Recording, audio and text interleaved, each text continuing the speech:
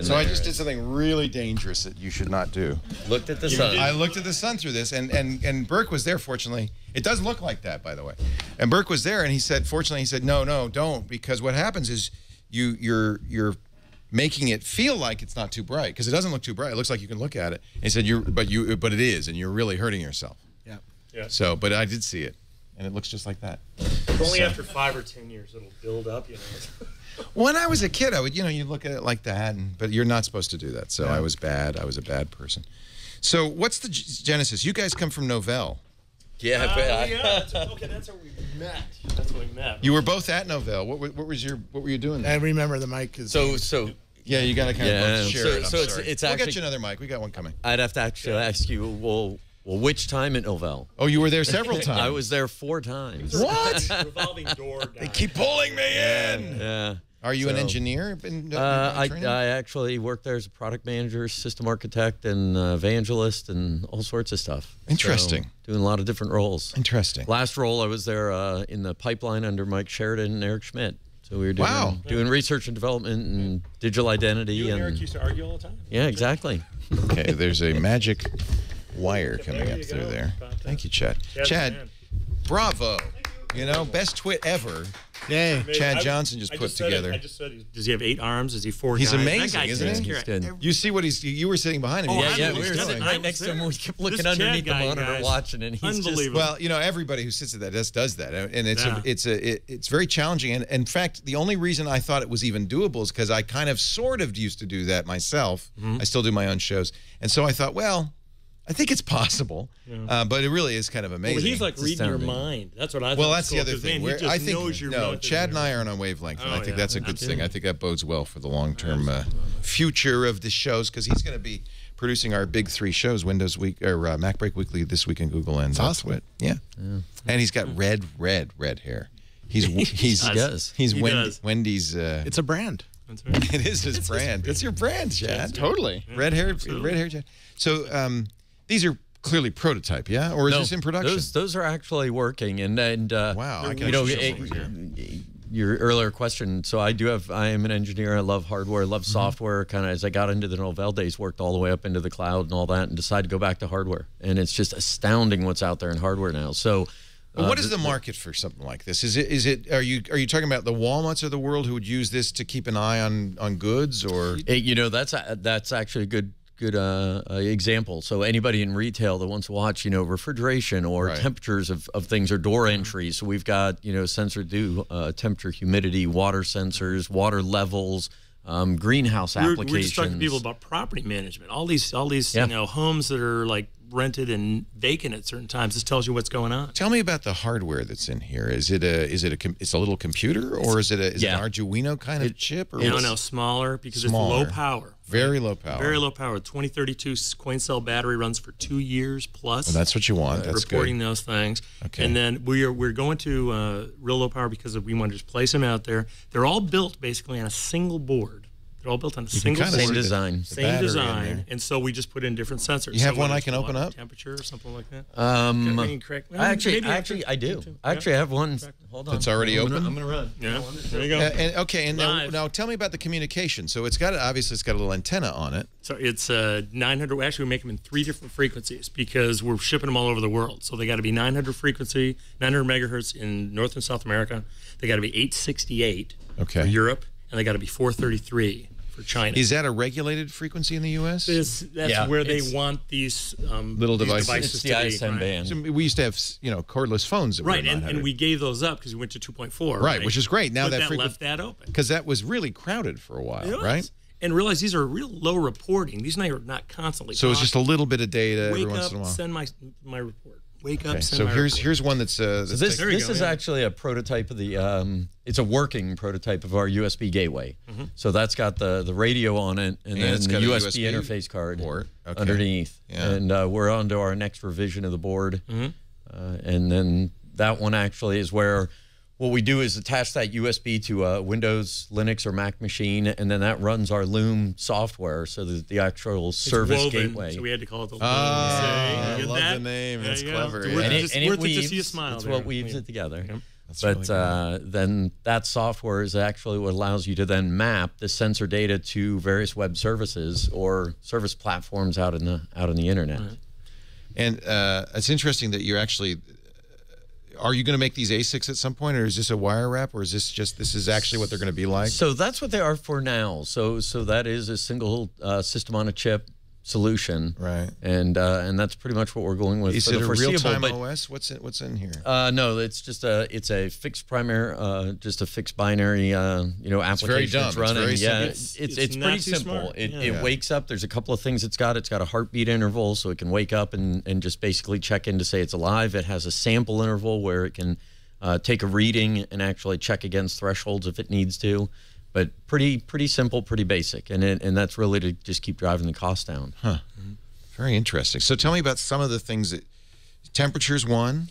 Temperature, humidity, light, lux. It's actually a funny joke. I told you, I think before the show, Leo, that Scott and I have known each other for over 10 years. We've spun this whole thing up, though, never being in the same room. You're a virtual company. We were a virtual company for 4 months, and we just saw each other this weekend for Maker Faire. But this is a Maker Faire thing. But I check every night to see if Scott's up because I check the lux level in his house. And so if there's only like 2 lux in his house, I go, he's going to sleep. Man. Wow, that's cool. Now, is there a standard for how these communicate at all? So for these ones, no, because again, we wanted to keep packet size down. There's a lot of work that the engineers worked on in order to keep everything very low power, low bandwidth. And so it's a proprietary protocol that we use from the sensors to the gateway. Huh. Is there a standard out there? So it'd be nice to have kind of these chips to be kind of independent, and you could mix and match. And there is no 802.11 BG. It's a shame, and the same thing happened in home automation where there were 800 standards, right? And everybody did their own thing. And for a while, I thought there were a couple that were going to make it, and then actually, it leads to why we want to do multiple platforms. I mean, that's the And if you were really to look at what we're doing, our focus really isn't as much on the sensors as much as on the Loom software. So one of the things we've done, and again, if you go back to the Novell days, one of the things Novell had done back in the day was they supported all the LAN technologies. Right. They supported Ethernet, ArcNet, Token Ring, everything that you could ever imagine that was there.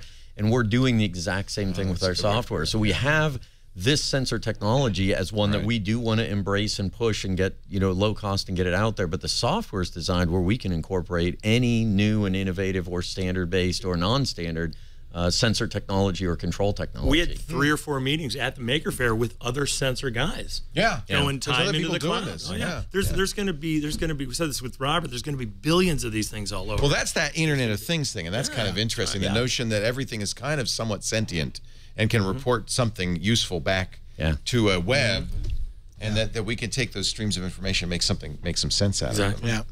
Yeah, how many sensors does our phones? Right. Oh yeah, the phones. That one's following him all day, 24/7. Temperature, Wi-Fi, Bluetooth, audio, video. I was thinking this just the other day. My car tires know when they're flat.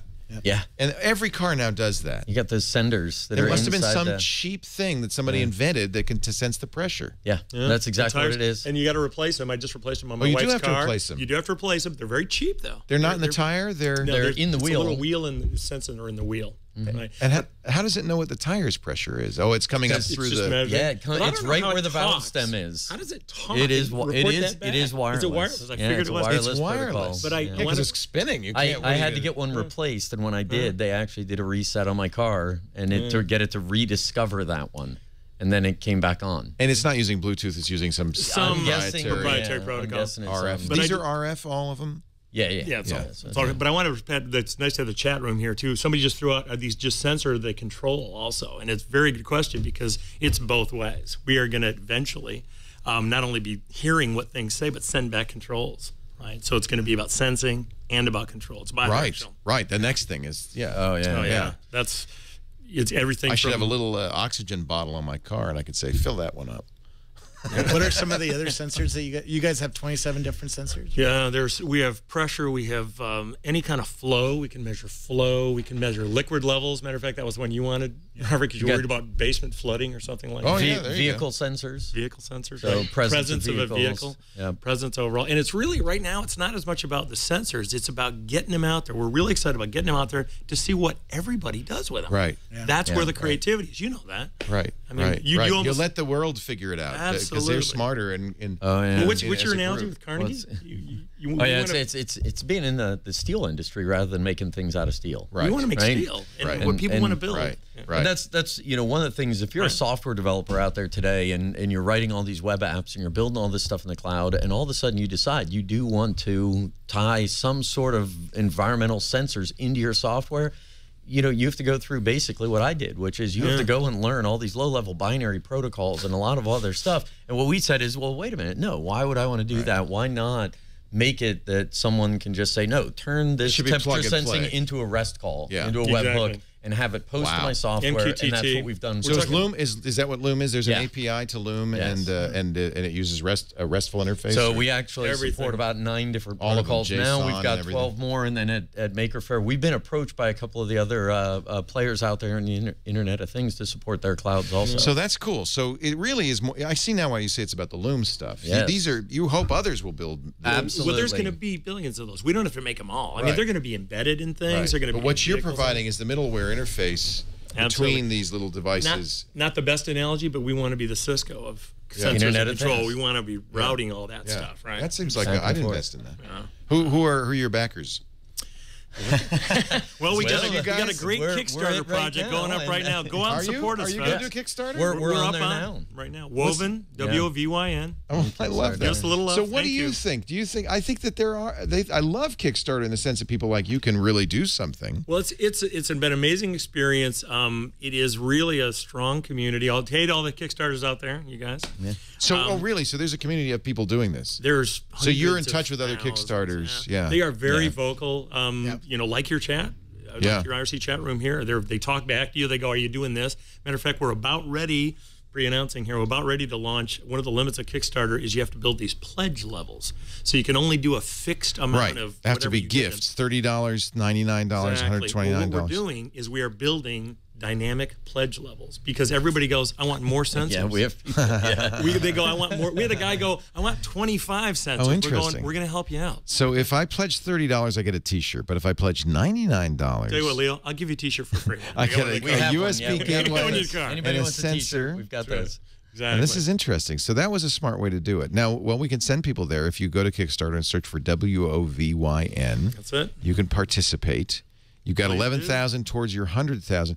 So is that $100,000 is enough for you to do what? Manufacture, work on your software? What is it? Yeah, it's about volume, right? When you do contract manufacturing, when you do CM, you can't have just to be building enough of them. We don't have the Maker Faire right now is all about this eventually, but right now you got to really tool up and you got to build a big inventory. So yeah, we'd love to knock these off one Tuesday. But so instead of going, this is interesting. So you made the conscious decision instead of going to friends and family or to angels or even to VCs. We're not saying that we're not. You're not ruling it out. Yeah, we're not ruling those out. That's right. Part of the thing with Kickstarter was, we really wanted to do. I mean, when I even look at Kickstarter, there is a huge amount of it that is about community and brand and the social aspect of it. And so, we wanted to push it out there just to start to go after those developers, to go after people in the Kickstarter community to see what kind of feedback we could get. And we've learned a lot over the last couple of weeks just on what people want, what they like, what they have questions about, help us fine tune the pitch. I mean, you know how this works. That's your world, right? Your world. I was amazing when you're watching the show that you said they're like almost your mind because they remember things from previous shows. My God. Those guys are unbelievable. They're very, very unbelievable. If I get one benefit from Twitter, it's just the chat room. That is neat. They tell me everything. I don't need to. But I thought it's like you go, no, I can't remember that. Oh, I remember. No, they're fantastic. Great guys out there. Yeah, awesome. No, love the chat. Awesome in the community. So, what do you think, Robert? Do you think there's going to be a backlash against Kickstarter? We talked a little bit about it on Twitter, but I just worry because it is a great thing. Well, I think as long as people get something out of it, they'll keep supporting it. But you feel good about participating. There's no doubt about that. And I'm excited by Pebble, but I could just imagine. Now, that's a lot of people. Pebble has to produce. Yeah. I think Diaspora felt a lot of pressure because of this Kickstarter thing. In fact, one of their founders committed suicide. Yeah. And I have to think some of it had to do with the pressure. They were just college kids. Yeah. And they raised a lot of money very publicly to create a Facebook killer.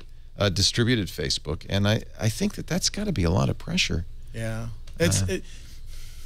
the other thing is it's just like every other industry. There's a long cliff, and the Pebbles make $10 million, $11 million. Right. There's a lot of projects. You guys only have what?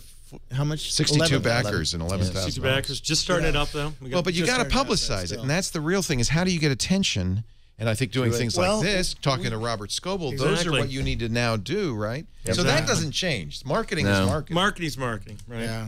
How do you build a community? Although they do give you, because you have Facebook likes and tweets and embeds and stuff, they do give you a way that people can share what's going on. Well, you know what's interesting? Give you insight. Like a third of our backers are coming from the community itself. From the Kickstarter. Yeah, they really are. They really are. You get promoted up into the project level, and that's really where that community is really strong. I'm just bitter because we were turned down by Kickstarter.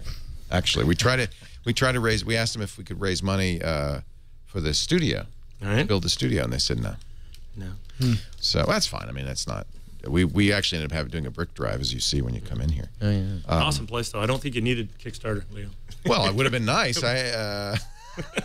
Probably. I don't know what I would have given people though. So you're right. We probably wouldn't know. Sign a brick. Probably wouldn't have. Sign a brick. You got the their name on a brick. There, the Hall of Fame. Yeah. Well, that's what ended up happening. People actually spent a lot of money. Those bricks started $128. So we raised $250,000 doing that, but we spent $1.25 million doing this. So it's still in the hole. It's the model. I mean, right now there's a crowdsource.org site out there. There's over 450 different efforts like this of crowdsourcing. Kickstarter, especially with Pebble and everything, got the huge media blitz now. But it's a new model. It really now is. You know about Twine, because there's a Twine project in Kickstarter. They've raised $500,000. In fact, considerably more right now than their goal. Yeah, they did. They funded. They had a great run. Same idea. How does this compare? So it's kind of interesting. There are several people that are now in this same space. So Twine is one. There's another one that just came out the other day called Electric Imp. And we just talked to them also. And so, on a similarity standpoint, okay, people are saying you've got sensors, you're kind of reporting into the cloud. That's where architecturally and our focus on the software and the IP that we have sort of starts to split and move away. We aren't as focused long-term on the devices themselves. They're doing Wi-Fi, they're doing up to the Twine cloud. is really a little computer with onboard sensors. It's a kind of a different... It's got some fixed sensors You're pushing the intelligence inward, they're pushing it out. Yep. And ours is about ubiquity. There's, you got one, but since you put everything in it, it's a lot more expensive to put them all. Although I like this Twine because it says you could actually, if you're worried about your basement, you could have it tweet you. I'm wet. That's it. That's it. Yeah, Twitter, Facebook, we're linked into all that. SMS text. Yeah, we do that also. Oh yeah, absolutely. Yeah. And that's through Wovyn. Yes, that's through the Loom, right? Now, some of the differences there are that we're going from our gateways directly out to those services rather than funneling everything through the cloud, and that's really on a scalability issue. When we start to look at how the Internet of Things is going to scale. How are people going to have thousands, hundreds of thousands, millions of sensors, and do people actually think that they're going to be able to funnel that all up through some single cloud service and then out to these endpoints? Yeah. We're saying no. We distribute that intelligence to the gateways out at your house, at a business, at a location, and those posts are occurring directly from that gateway. Well, the Cisco analogy is always good. You said it's sort of like people pushing it as Cisco and saying we're going to have routers and. But we're going to route everything in the internet through Cisco's headquarters. Yeah, of course. And charge a little bit. We'll put the internet through. I think that's what Mark Zuckerberg's business model actually is, pump the internet through Facebook. Yeah. Well, it's nice to meet you guys. I wish you the best. WOVYN, is it WOVYN.com? Yes, it is. And the Kickstarter project you probably get to through WOVYN.com. We got a link there, and also you can go directly. It's been a pleasure. Good luck on the project. You got 34 days to go. Yep. The clock is ticking. That's it. We appreciate it. And Robert, thanks for the link in. Thanks. It's awesome. Thanks for coming last night. Yeah. They came over to my house. They set you up? You got basement sensor now? No. No, not yet. We need to get them on, though. Not yet. That's right. Once we get into production. Thank you. Really appreciate it. Right.